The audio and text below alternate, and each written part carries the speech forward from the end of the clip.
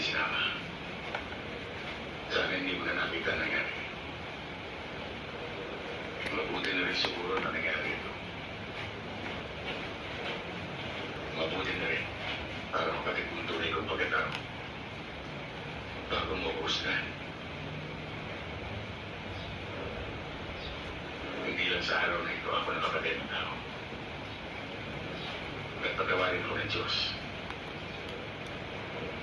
Hindi ko may pagpangako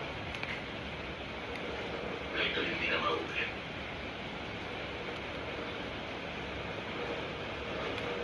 Sana'y may masasabi ako magandang dahilan sa mga kasuklam-suklam ng mga bagay na ito. Pero kahit ako, hindi ko ba kung maniwala.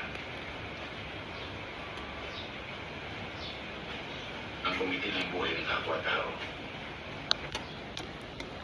ang pinakamasamang bagay na maaaring gawin. Sabihin pang ang sarili mong buhay na nasa lalay. Mabagsik ang mundo ito. Kukunti lang sa atin ang pinarad na makakapamili kung paano sa mabubuhay.